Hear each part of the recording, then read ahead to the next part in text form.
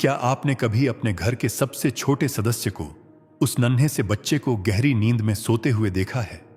उसका वह मासूम चेहरा, वो कोमल हाथ और वो निश्चल मुस्कान। उसे देखकर दिल में बस एक ही ख्याल आता है कि मैं इस बच्चे के लिए पूरी दुनिया से लड़ सकता हूं, मैं इसके लिए अपनी जान भी दे सकता हूं।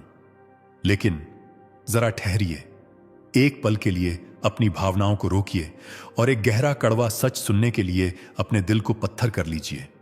क्या हो अगर मैं आपसे कहूं कि वो मासूम बच्चा जिसे आप अपनी गोद में खिला रहे हैं, जिसे आप अपना खून, अपना वंश और अपना बुढ़ापे का सहारा मान रहे हैं, वो असल में आपका बेटा या बेटी नहीं है? क्या हो अगर मैं आपसे कहूं कि उस कोमल शरीर के अंदर बैठी आत्मा पिछले जन्म में आपकी जानी दुश्मन थी, एक ऐसी दुश्मन जिसने आपसे बदला लेने की कसम खाई थी, और आज इस जन्म में उसने आपके ही घर में आपकी ही संतान बनकर जन्म लिया है ताकि वो उस कसम को पूरा कर सके। यह सुनने में किसी हॉरर फिल्म की कहानी लग सकती है, या शायद आपका मन इसे मानने से इनकार कर दे। आप सोचेंगे कि भला एक बच्चा अपने मां बाप का दुश्मन कैसे हो सकता है? लेकिन हमारे प्राचीन ग्रंथ, विशेषकर गरुड़ पुराण और पद्म पुराण, इस विषय पर जो खुलासा करते हैं वो आपके पैरों तले जमीन खिसका देगा। आज हम उस पर्दा को हटाएंगे जो रिश्तों की इस मायाजाल पर पड़ा हुआ है। आज आपको पता चलेगा कि आपके घर में पल रहा बच्चा पिछले जन्म का कौन सा हिसाब चुकता करने आया है। सावधान हो जाइए, क्योंकि अगले कुछ मिनटों में आप अपने परिवार को, अपने बच्चों को और अपने माता पिता को उस नजर से नहीं देख पाएंगे जैसे अब तक देखते आए हैं। हम अक्सर सोचते हैं कि हमें हमारा परिवार संयोग से मिला है। हम सोचते हैं कि यह बस एक बायोलॉजिकल प्रोसेस है, लेकिन ऊर्जा का विज्ञान और कर्मों का गणित कहता है कि इस ब्रह्मांड में संयोग नाम की कोई चीज नहीं होती। हर एक घटना, हर एक रिश्ता एक बहुत पुराने और गहरे लेन देन का परिणाम है। जरा अपने आसपास देखिए, दुनिया में अरबों लोग हैं, लेकिन आपका जन्म उसी एक घर में क्यों हुआ? वो बच्चा उसी एक तारीख, उसी एक समय और उसी एक परिवार में क्यों आया? विज्ञान इसे जेनेटिक्स कहता है, लेकिन आध्यात्म इसे ऋणानुबंध कहता है। ऋणानुबंध दो शब्दों से मिलकर बना है, आरण यानी कर्ज और अनुबंध यानी बंधन। एक ऐसा बंधन जो कर्ज से जुड़ा है। भारतीय मनीषियों ने हजारों साल पहले ही देख लिया था कि आत्माएं कभी अकेले यात्रा नहीं करती, वे समूहों में, गुटों में यात्रा करती हैं। जैसे पक्षियों का झुंड एक साथ उड़ता है, वैसे ही आत्माओं का झुंड एक साथ जन्म लेता है। हम बार बार उन्हीं लोगों के साथ जन्म लेते हैं जिनके साथ हमारा हिसाब बाकी है। बस मुखौटे बदल जाते हैं, रिश्ते बदल जाते हैं। जो पिछले जन्म में आपका साहूकार था, वो इस जन्म में आपका पिता बन सकता है। जो पिछले जन्म में आपका कातिल था, वो इस जन्म में आपका बेटा बन सकता है। यह एक ऐसा रंगमंच है जहां एक्टर वही हैं, बस स्क्रिप्ट हर जन्म में बदल जाती है। गरुड़ पुराण, जो मृत्यु और उसके बाद के रहस्यों का सबसे बड़ा दस्तावेज है, उसमें स्पष्ट लिखा है कि एक जीवात्मा पुत्र या पुत्री के रूप में किसी के घर में तभी प्रवेश करती है जब उसका उस परिवार के साथ कोई पुराना लेन देन बाकी हो।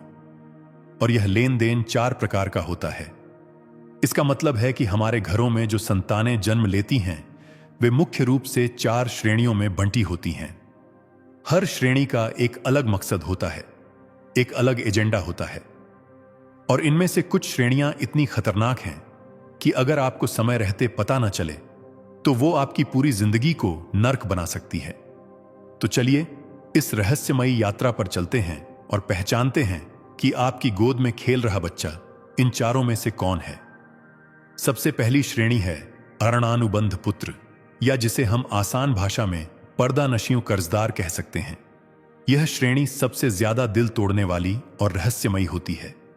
क्या आपने कभी ऐसे परिवारों को देखा है, या शायद अपने आसपास महसूस किया है, जहां एक दंपति को बहुत मन्नतों के बाद, बहुत पूजा पाठ और डॉक्टरी इलाज के बाद एक बच्चा प्राप्त होता है?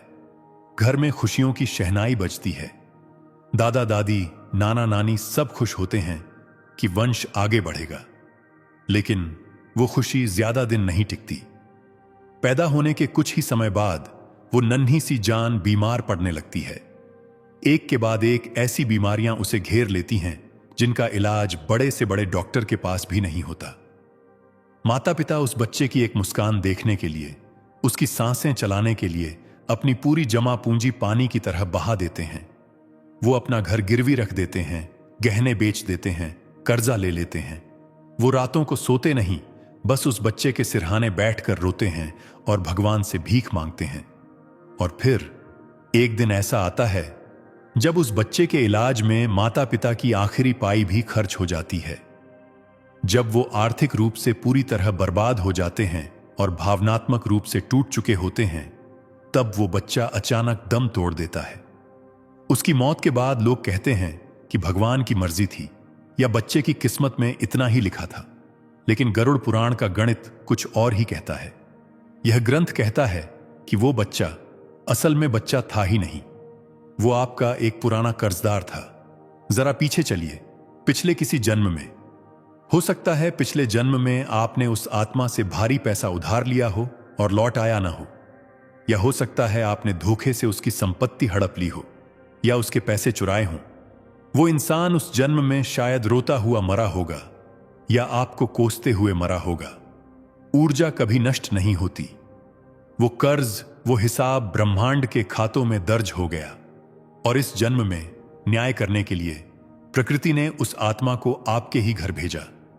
लेकिन इस बार वो आपसे पैसे मांगने नहीं आया, वो आपका बेटा बनकर आया। क्योंकि पराया इंसान आपसे आपकी पूरी दौलत नहीं मांग सकता, लेकिन अपनी औलाद के लिए आप खुशी खुशी सब लुटा सकते हैं। उसने आपसे अपना पूरा हिसाब वसूल किया।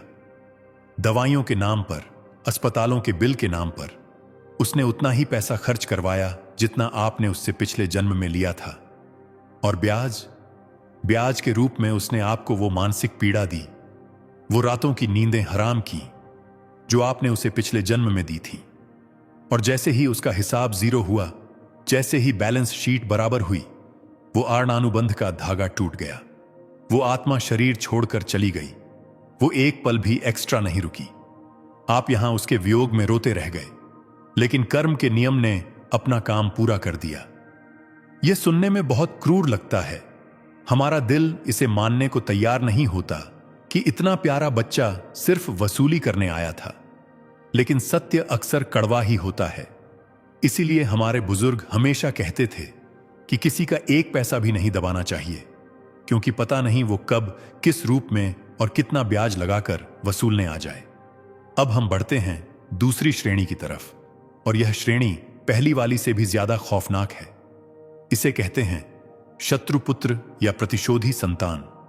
पहली श्रेणी में तो आत्मा सिर्फ अपना पैसा लेकर चली गई, लेकिन इस श्रेणी में आत्मा रुकती है, और वो तब तक रुकती है जब तक वो आपको पूरी तरह बर्बाद न कर दे। क्या आपने कभी ऐसे किस्से सुने हैं जहां एक बेटा अपने ही बूढ़े मां बाप पर हाथ उठाता है, जहां एक बेटी अपने माता पिता की इज्जत को मिट्टी में मिला देती है? हम अक्सर कहते हैं कि मैंने इसे कितने लाड़ प्यार से पाला, फिर यह ऐसा क्यों निकला। हम परवरिश में कमी ढूंढते हैं, हम संगत को दोष देते हैं। लेकिन गरुड़ पुराण कहता है कि दोष परवरिश का नहीं, दोष पूर्वजन्म के प्रतिशोध का है। यह वो आत्मा है जो पिछले जन्म में आपकी जानी दुश्मन थी। हो सकता है पिछले जन्म में आपने उस इंसान के साथ कोई घोर अन्याय किया हो। शायद आपने उसकी हत्या की हो, या उसका घर जलाया हो, या उसे कोई ऐसा गहरा जख्म दिया हो जिसे लेकर वो तिल तिल कर मरा हो। मरते वक्त उसके मन में आपके लिए भयंकर नफरत थी। वो बदले की आग में जल रहा था। मौत के बाद भी वो नफरत खत्म नहीं हुई। वो आत्मा ब्रह्मांड में भटकती रही, सही मौके का इंतजार करती रही। और बदला लेने का सबसे आसान तरीका क्या है? दुश्मन के सबसे करीब रहना। और एक बच्चे से ज्यादा करीब माता पिता के कोई नहीं होता। इसलिए वो आत्मा आपके गर्भ का चुनाव करती है। वो आपके घर में जन्म लेती है। बचपन में वो आपसे सेवा करवाती है, आपका प्यार लेती है। आप उसे अपनी छाती से लगाकर दूध पिलाते हैं, लेकिन आपको पता नहीं होता कि आप एक सांप को पाल रहे हैं। जैसे ही वो बच्चा किशोरावस्था में पहुंचता है या जवानी की दहलीज पर कदम रखता है, उसकी वो दबी हुई यादें, वो नफरत की वाइब्रेशन उसके व्यवहार में दिखने लगती है। वो बिना किसी ठोस वजह के आपसे चिढ़ने लगेगा। आपकी हर बात उसे बुरी लगेगी। वो आपकी बात नहीं मानेगा। वो जानबूझकर ऐसे काम करेगा जिससे आपका दिल दुखे। वो आपकी जिंदगी भर की कमाई को जुए में, नशे में या मुकदमों में बर्बाद कर देगा। वो आपको समाज में जलील करेगा और कई मामलों में तो ऐसे बच्चे अपने माता पिता की हत्या तक कर देते हैं। यह वही बदला है जो वो पिछले जन्म में लेना चाहता था, लेकिन ले नहीं पाया था। अब वो आपके ही घर में, आपके ही अन्न पर पलकर आपको ही काट रहा है। यह कर्मों का वो जाल है जिससे निकलना लगभग नामुमकिन होता है, क्योंकि आप अपने ही बच्चे के खिलाफ लड़ नहीं सकते। आपका पुत्र मोह आपको अंधा बना देता है और यही उस शत्रु आत्मा की सबसे बड़ी जीत होती है। वो आपको हर दिन थोड़ा थोड़ा मारता है। यह स्थिति हमें सोचने पर मजबूर कर देती है कि हम जिसे अपना समझ रहे हैं, क्या वो सच में हमारा है, या हम किसी पुरानी दुश्मनी की आग को अपनी ही गोद में हवा दे रहे हैं। अब आती है तीसरी श्रेणी, जो थोड़ी राहत देने वाली है, लेकिन इसमें भी एक गहरा दर्द छिपा है। इसे कहते हैं उदासीन पुत्र या न्यूट्रल चाइल्ड। यह वो संतानें होती हैं जिन्हें आपसे कोई खास लगाव नहीं होता और न ही कोई नफरत। ये आपको न सुख देते हैं न दुख। यह वो बच्चे हैं जो बड़े होते ही अपनी अलग दुनिया बसा लेते हैं, शादी की ओर अलग हो गए। माता पिता बीमार हैं तो उन्हें खबर तक नहीं। अगर माता पिता मर भी जाएं तो इनकी आंखों में आंसू नहीं आते। ये बस औपचारिकता निभाते हैं।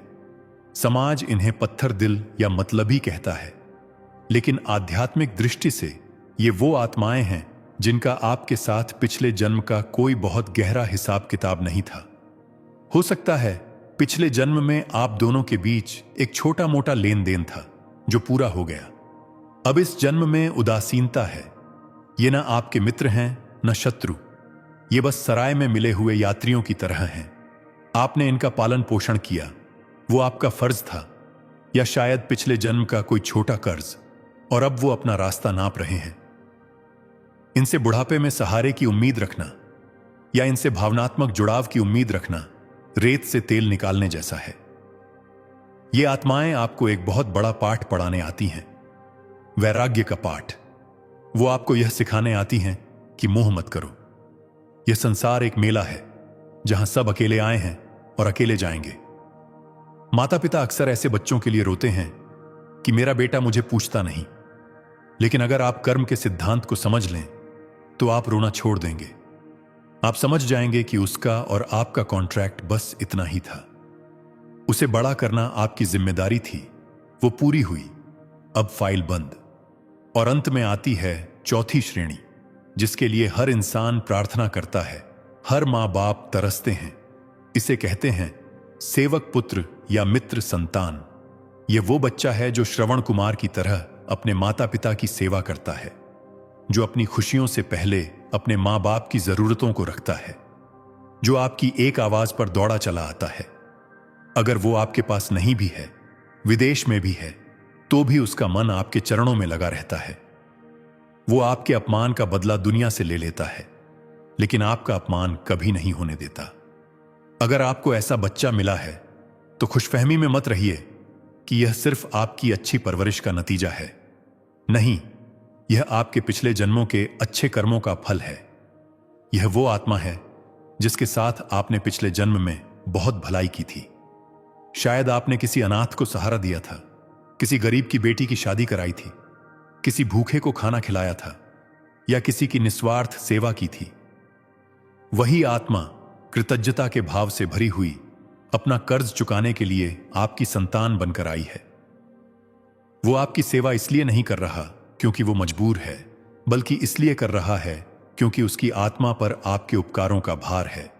वो तब तक आपकी सेवा करेगा जब तक उसका हिसाब बराबर नहीं हो जाता। ऐसे बच्चे घर में नहीं बल्कि भाग्य में पैदा होते हैं, लेकिन आज के कलयुग में इस चौथी श्रेणी के बच्चे मिलना बहुत दुर्लभ हो गया है। आज के द्वार में पहली दो श्रेणियां, कर्जदार और शत्रु, ज्यादा देखने को मिल रही हैं, और इसका कारण है हमारे अपने कर्मों का गिरता स्तर। अब जबकि आप इन चार श्रेणियों को जान चुके हैं, आपके मन में एक सवाल जरूर उठ रहा होगा। सवाल यह है कि हमें यह सब याद क्यों नहीं रहता? प्रकृति ने, ईश्वर ने हमारे दिमाग पर यह पर्दा क्यों डाला है? अगर हमें पता चल जाए कि यह मेरा दुश्मन है तो हम सतर्क रहें। अगर हमें पता हो कि यह कर्जदार है तो हम मोह न करें। फिर यह विस्मृति क्यों? इसके पीछे एक बहुत गहरा मनोवैज्ञानिक और आध्यात्मिक कारण है। गरुड़ पुराण और गर्भ उपनिषद में एक वर्णन आता है जो रोंगटे खड़े कर देता है। ग्रंथ कहते हैं कि जब जीवात्मा मां के गर्भ में होती है तो 7वें महीने में उसे जाति स्मरण प्राप्त होता है, यानी उसे अपने पिछले 100 जन्म याद आ जाते हैं। उस अंधेरी, संकरी और गंदी कोठरी में लटकी हुई आत्मा अपनी पूरी यात्रा देखती है। वो देखती है कि कैसे वो बार बार पैदा हुई, बार बार मरी, कभी राजा बनी, कभी रंक, कभी कांटा, कभी कटी। उस चरम पीड़ा में वो आत्मा भगवान से वादा करती है, गिड़गिड़ाती है कि हे प्रभु, मुझे इस गर्भ के नर्क से बाहर निकालो। मैं वचन देता हूं कि बाहर जाकर मैं कभी मोहमाया में नहीं फंसूंगा। मैं सिर्फ तेरे नाम का स्मरण करूंगा और अपने कर्मों को सुधारूंगा। आत्मा का वो संकल्प बहुत दृढ़ होता है, लेकिन फिर वह क्षण आता है जिसे भारतीय दर्शन में वैष्णवी माया का खेल कहा जाता है। जैसे ही 9 महीने पूरे होते हैं और बच्चे का जन्म होता है, जैसे ही वह मां के शरीर से बाहर आता है, पृथ्वी की ठंडी हवा उसके नथुनों को छूती है। उसी क्षण एक ब्रह्मांडीय पर्दा उसकी बुद्धि पर गिर जाता है। विज्ञान इसे बर्थ ट्रॉमा या ऑक्सीजन रश कह सकता है, लेकिन अध्यात्म कहता है कि यह हार्ड ड्राइव फॉर्मेट करने का पल है। विस्मृति वायु का स्पर्श होते ही आत्मा अपना सारा पिछला ज्ञान भूल जाती है। उसे अपने पिछले 100 जन्म भूल जाते हैं। उसे अपना वो वादा भूल जाता है जो उसने भगवान से किया था। उसे यह भी याद नहीं रहता कि वो कौन है, कहां से आई है। बच्चे का वो पहला रोना जिसे सुनकर आप खुश होते हैं, दरअसल वो उस आत्मा की चीख है जो अपना ज्ञान खोने पर रो रही है। यह भूलना, यह पर्दा ईश्वर की एक दया है। जरा सोचिए, अगर आपको याद रहे कि जो मां आपको अपनी छाती से लगाकर दूध पिला रही है, उसी ने पिछले जन्म में आपको जहर देकर मारा था, तो क्या आप उसका दूध पी पाएंगे? क्या उस बच्चे का विकास हो पाएगा? अगर आपको याद रहे कि जिस पिता की उंगली पकड़कर आप चल रहे हैं, पिछले जन्म में उसी ने आपकी गर्दन काटी थी, तो क्या आप उस पिता से प्यार कर पाएंगे? आप डर के मारे पागल हो जाएंगे। घर घर नहीं रहेगा, युद्ध का मैदान बन जाएगा। इसीलिए प्रकृति आपको कोरा कागज बनाकर भेजती है। वो आपको एक मौका देती है। वो कहती है, जाओ, मैंने तुम्हें नई यादें दी हैं, नया शरीर दिया है। पुराने दुश्मन को मैं तुम्हारा बेटा बनाकर भेज रही हूं। तुम्हारे पास मौका है कि तुम अपने प्यार से, अपनी सेवा से उस पुरानी नफरत को खत्म कर दो। यह एक अवसर है रिश्तों को सुधारने का, कर्मों के चक्रव्यूह को तोड़ने का। लेकिन हमारे अवचेतन मन में, हमारे सबकॉन्शियस माइंड के किसी गहरे तहखाने में वो डेटा हमेशा सेव रहता है। वो वाइब्रेशन कभी नहीं मरती। इसीलिए कई बार ऐसा होता है कि हम किसी इंसान को पहली बार देखते हैं और बिना किसी वजह के उससे नफरत करने लगते हैं, या किसी अजनबी बच्चे को देखते ही उस पर प्यार लुटाने का मन करता है। यह पहली नजर का प्यार या पहली नजर की नफरत नहीं है, यह आत्मा की पहचान है। आपकी रूह ने उस पुरानी फाइल को स्कैन कर लिया है। वो जान गई है कि यह अपना है या पराया। आज आधुनिक विज्ञान भी दबी जुबान में इस बात को स्वीकार करने लगा है। सेल्यूलर मेमोरी का सिद्धांत कहता है कि हमारा डीएनए सिर्फ हमारे माता पिता के शारीरिक गुण नहीं लाता, बल्कि हमारे पूर्वजों की यादें, उनके डर, उनके अनुभव भी कैरी करता है। अगर विज्ञान यह मान सकता है कि परदादा का डर पड़पोते में आ सकता है, तो यह मानना कितना मुश्किल है कि हमारी अपनी आत्मा के अनुभव हमारे साथ अगले जन्म में जाते हैं। तो दोस्तों, अब सबसे बड़ा सवाल यह है कि हम क्या करें? अगर आपको लगता है कि आपके घर में कोई शत्रु संतान आ गई है, या आप किसी ऐसे रिश्ते में फंस गए हैं जो आपको हर दिन चोट पहुंचा रहा है, तो उसका समाधान क्या है? क्या हम उस बच्चे को घर से निकाल दें? क्या हम उससे नफरत करें? नहीं, बिल्कुल नहीं। यही गलती तो हमें नहीं करनी है। याद रखिए, कर्म का नियम न्यूटन के नियम जैसा है। हर क्रिया की प्रतिक्रिया होती है। अगर वो शत्रु बनकर आया है तो शुरुआत आपने की थी। बीज आपने बोया था, फसल तो काटनी ही पड़ेगी। अगर आप उस बच्चे के साथ बुरा व्यवहार करेंगे, अगर आप उससे नफरत करेंगे, तो आप उस कर्म के बंधन को, उस गांठ को और कस देंगे। वो आत्मा अगले जन्म में फिर आएगी, और ज्यादा ताकतवर होकर और ज्यादा बड़ा बदला लेने के लिए। इस चक्रव्यूह को तोड़ने का केवल एक ही तरीका है, और वो है स्वीकार और क्षमा। चाहे बच्चा कैसा भी हो, उसे अपना प्रारब्ध समझकर, ईश्वर का प्रसाद समझकर स्वीकार करें। अगर वो आपको दुख दे रहा है, तो मन में यह भाव लाएं कि मेरा कोई बहुत पुराना कर्जा उतर रहा है। हर दुख के साथ, हर अपमान के साथ आपका पाप कट रहा है, आप हल्के हो रहे हैं। जिस दिन आप शिकायत करना छोड़ देंगे, जिस दिन आप उस बच्चे को यानी उस शत्रु को भी निस्वार्थ प्रेम देंगे, उसी दिन वो कर्म बंधन ढीला पड़ जाएगा। प्रेम में वो ताकत है जो पुरानी से पुरानी नफरत की आग को बुझा सकती है। हो सकता है आपका निस्वार्थ प्रेम उस आत्मा को पिघला दे, उसे बदल दे। और अगर वो न भी बदले, तो कम से कम आपका हिसाब तो चुकता हो ही जाएगा। आप इस अंतहीन जन्म मरण के नाटक से मुक्त हो जाएंगे। यह रास्ता मुश्किल है, बहुत मुश्किल है। आग में जलना आसान है, लेकिन आग को पी जाना बहुत मुश्किल है। लेकिन मुक्ति का रास्ता यहीं से होकर जाता है। लेकिन रुकिए, कहानी अभी खत्म नहीं हुई है। अभी एक बहुत बड़ा ट्विस्ट बाकी है, एक ऐसा सवाल जो आपको आईने के सामने खड़ा कर देगा। अभी तक आप यह सोच रहे हैं कि आपका बच्चा आपका दुश्मन है या दोस्त। आप जज की कुर्सी पर बैठकर फैसला कर रहे हैं, लेकिन क्या आपने यह सोचा कि आप भी किसी के बच्चे हैं? आप भी किसी के बेटे या बेटी हैं? आप किस श्रेणी में आते हैं? जरा अपनी आंखों को बंद कीजिए और अपने माता पिता के चेहरे को याद कीजिए। क्या आप उनके लिए सेवक पुत्र साबित हुए हैं, या आप उनके लिए शत्रु पुत्र हैं? क्या आपने उन्हें सुख दिया है, या आपकी वजह से उनकी आंखों में आंसू आए हैं? क्या आप उनका बुढ़ापे का सहारा बने हैं, या आप उनकी चिंताओं का कारण बने हैं? यह सवाल कड़वा है, बहुत चुभने वाला है, लेकिन आईना कभी झूठ नहीं बोलता। हम सब एक दूसरे से जुड़े हुए हैं। यह दुनिया एक विशाल मक्कड़जाल है, जहां हर कोई किसी न किसी का कर्जदार है। हो सकता है आप अपने बच्चों से दुखी हों, लेकिन क्या पता यह वही दुख है जो आपने अपने माता पिता को दिया था। कर्म लौट कर आता है, और कई बार यह उसी जन्म में लौट आता है, बस जरिया बदल जाता है। गरुड़ पुराण हमें डराने के लिए नहीं लिखा गया था। हमारे आर्षियों ने यह वर्गीकरण हमें भयभीत करने के लिए नहीं किया। उन्होंने यह ज्ञान इसलिए दिया ताकि हम जाग सकें, ताकि हम मोह की नींद से उठ सकें। जब आप समझ जाते हैं कि यह सब एक खेल है, एक पुराना हिसाब किताब है, तो आप दुखी होना छोड़ देते हैं। आप रिश्तों में अपेक्षाएं रखना छोड़ देते हैं, और जहां अपेक्षा खत्म होती है, वहीं से शांति शुरू होती है। अंत में जब मौत आएगी, जब आप उस अंधेरे गलियारे से गुजरेंगे जिसके बारे में हमने पिछले वीडियो में बात की थी, तब आपके साथ आपका बैंक बैलेंस नहीं जाएगा। आपके साथ आपके बच्चों का नाम नहीं जाएगा कि मेरा बेटा डॉक्टर है या इंजीनियर। आपके साथ जाएगा तो सिर्फ एक ही चीज, कि आपने अपने रिश्तों को, अपने कर्मों को कितनी ईमानदारी से निभाया। क्या आप अपने कर्ज चुकाकर जा रहे हैं या नया उधार लेकर? फैसला आपका है।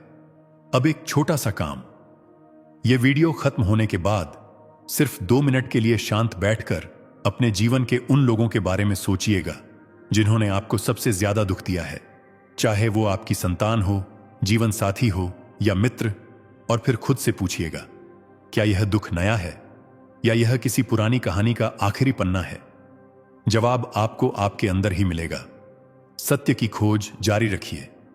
अगर आपको यह जानकारी थोड़ी सी भी तार्किक लगी हो, या इसने आपके दिमाग के किसी बंद दरवाजे पर दस्तक दी हो, तो इस वीडियो को शेयर जरूर कीजिएगा।